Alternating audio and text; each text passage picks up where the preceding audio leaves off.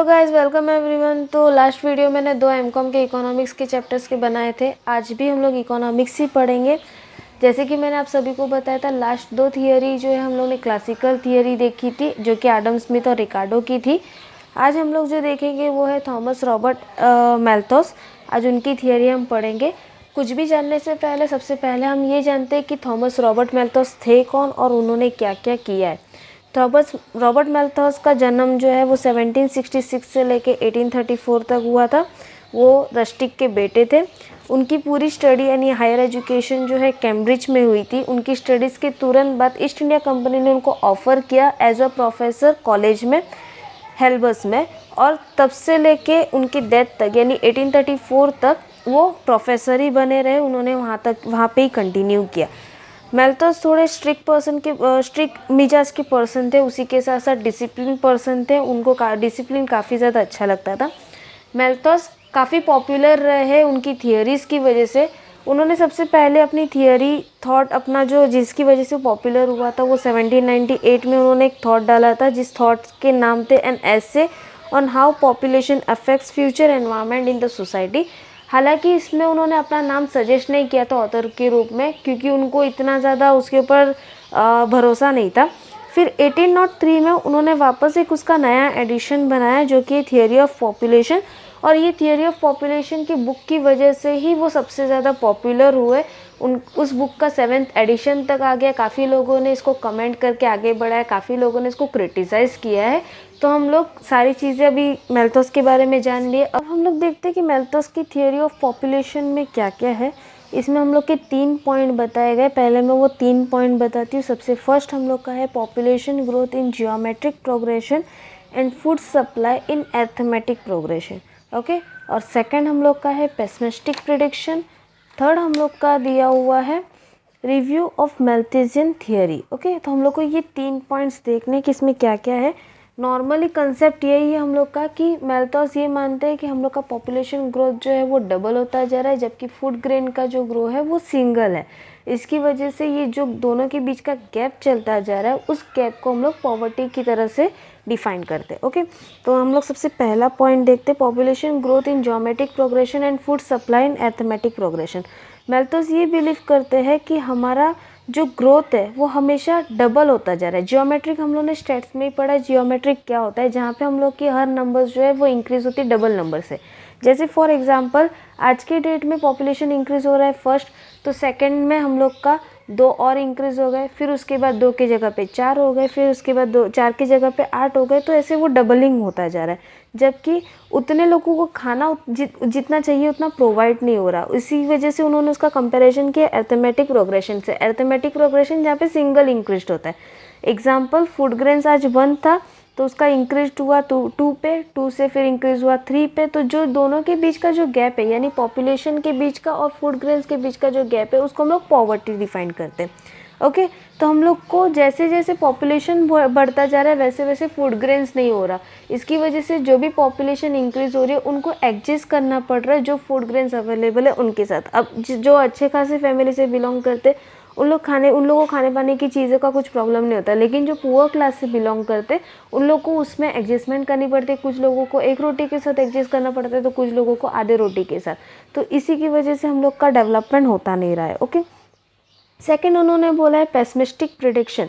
सबसे पहले मैं आपको बता दूं कि पेसिमिस्टिक प्रिडिक्शन होता क्या है। जो सबसे वर्स्ट से वर्स्ट कंडीशन सोच रहा हो अपने दिमाग में, उसको हम लोग पेसिमिस्टिक प्रिडिक्शन बोलते हैं। अब मैल्थस ये मानते थे काफ़ी लोग हमारी कंट्री में हर कोई ऐसा है जिसको पॉवर्टी के अंदर रहना नहीं है, फ्री लाइफ जीनी है।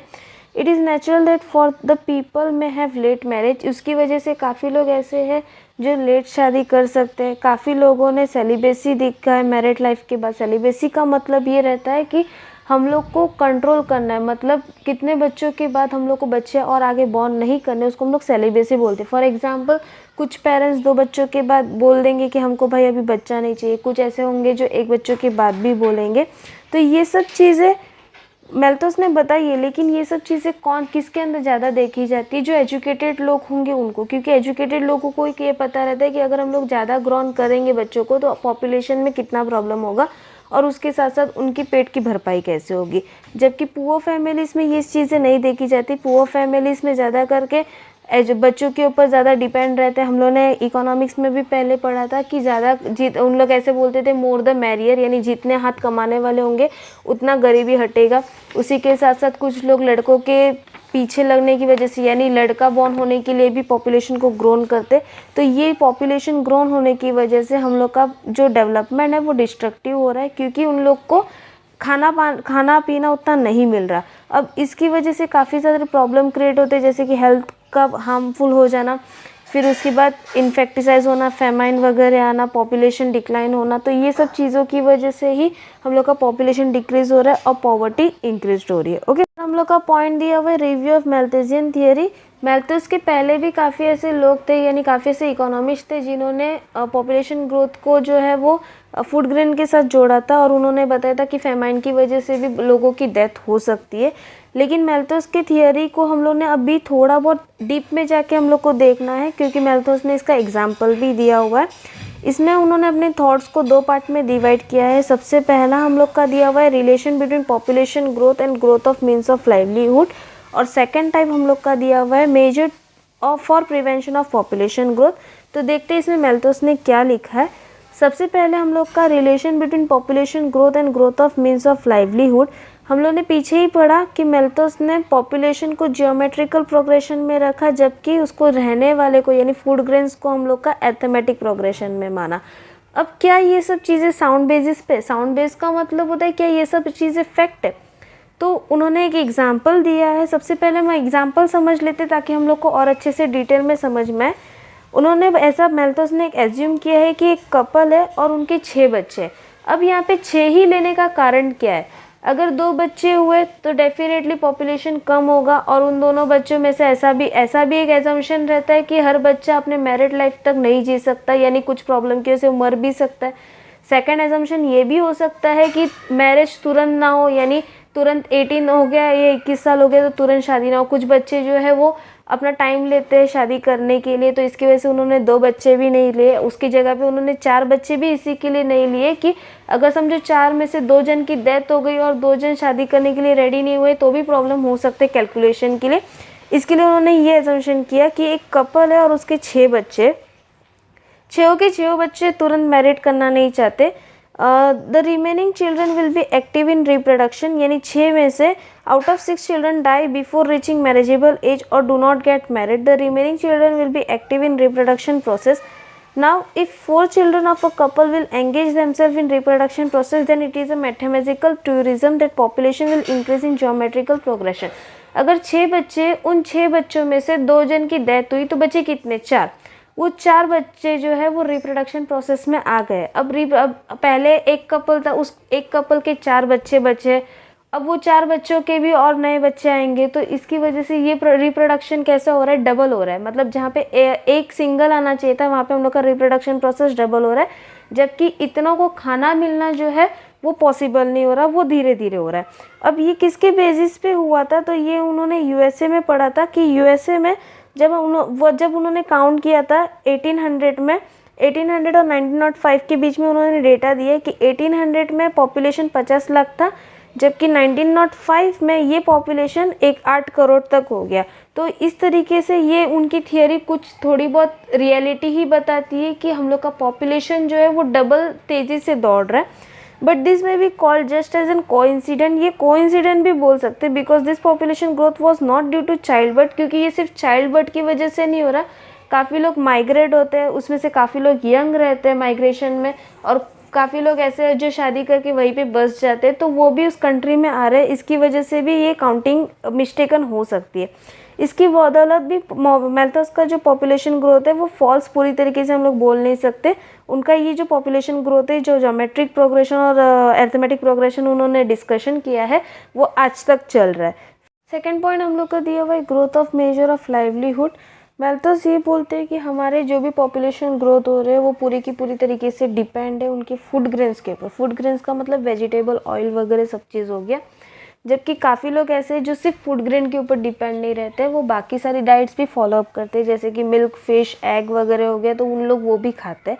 और उसी के साथ साथ ये चीज़ें जो देने वाले यानी डेयरी फार्म वाले काऊ हो गई, गोट हो गई, वो तो उससे ज़्यादा पॉपुलेशन में इंक्रीज हो रहे हैं। तो इस चीज़ की वजह से मैल्थस का कहीं ना कहीं थियोरी थोड़ा बहुत डगमगा गया, जिससे वो आगे ज़्यादा नहीं बढ़ा। ये 2 पॉइंट हम लोग के एक इसमें आ गए, relation between population growth and growth of means of livelihood. अब सेकंड हम लोग का दिया हुआ है ऑब्स्टेकल सजेस्टेड बाय द मैल्थस। कौन कौन से ऐसे ऑब्स्टेकल है जो मैल्थस ने सजेस्ट किए।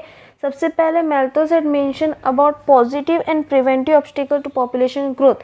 ही advocated late marriage and celibacy during married life. उन्होंने 2 चीज़ें सजेशन की, सबसे पहले शादी लेट करो, सेकेंड अपने रिप्रोडक्शन पे थोड़ा बहुत कंट्रोल करो। अगर ये दोनों स्टेप हो गए तो इसकी वजह से हम लोग के जो नेचुरल ऑब्स्टिकल, अगर ये दोनों स्टेप्स नहीं हुए तो हम लोग के जो नेचुरल ऑब्स्टिकल्स है जैसे कि फेमाइन, प्लग, ये सब चीज़ें काम करेगी। Malthus argue for celibacy during married life, but what does it imply. अब इसका क्रिटिज्म है कि मैल्थस ने सेलिब्रेसी तो बोल दिया, लेकिन वो किस तरीके से इम्प्लाई होगा। अब सेलिब्रेसी का मतलब होता है 3 बच्चों के बाद बर्थ ना करना। कोई कोई ऐसे रहते हैं जो 2 बच्चों के बाद बर्थ नहीं करते, तो ये कितने बच्चे होने चाहिए ये मैल्थस ने बताया नहीं। अब लोग किस तरीके से सोचते हैं, जितना हम लोग कमा के खिला सके अपने बच्चे को उतना उन लोग बॉर्न करते हैं। उन लोग ये नहीं देखते कि कितने बॉर्न करने, कितना लिमिट रखना है। हाँ, एजुकेटेड पीपल होंगे तो वो लिमिट में ही करेंगे, लेकिन जो नॉन एजुकेटेड लोग हैं उन लोग अपने तजुर्बे देखते हैं कि किस तरीके से हम अपने बच्चों को पाल सकते हैं। अगर पालन पोषण के लिए उनके पास पैसे होंगे तो उन लोग इसके ऊपर कंट्रोल नहीं करेंगे। तो इसकी वजह से उनकी थियोरी जो है वो फॉल्स थियोरी हो गई है।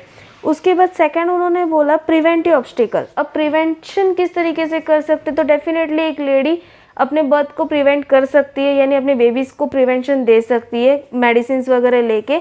लेकिन जो पुअर रहते हैं तो वो पुअर उसके ऊपर कंट्रोल नहीं कर सकते, क्योंकि पुअर का मतलब आगे किस तरीके से बढ़ाना है या कौन सी मेडिसिन लेनी है पता नहीं रहता।